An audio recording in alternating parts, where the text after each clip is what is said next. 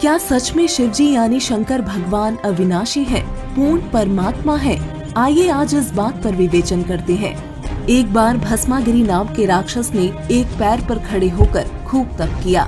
तब माता पार्वती ने शिव जी से कहा कि आपका भक्त आपसे क्या मांग रहा है, वो दे दीजिए। शिव जी ने प्रसन्न होकर भस्मागिरी से पूछा कि मांग भक्त क्या मांगता है।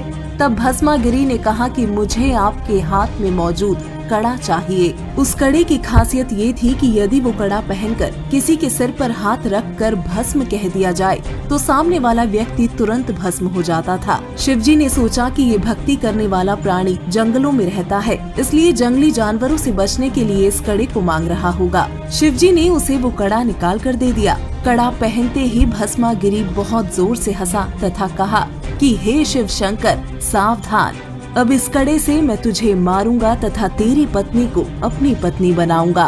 की बात सुनकर शिव जी बहुत परेशान हो गए तथा अपनी जान बचाने के लिए दौड़ पड़े। आगे आगे शिव जी, पीछे पीछे भस्मागिरी।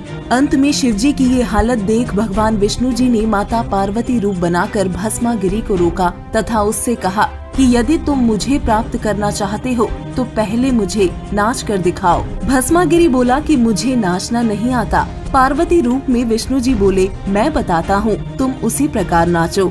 जैसे ही भस्मागिरी का हाथ उसके सर पर आ गया तभी विष्णु जी ने कहा, भस्म हो जा, और भस्मागिरी उसी समय भस्म हो गया तथा उसके बाद उसका नाम भस्मासुर कहलाया।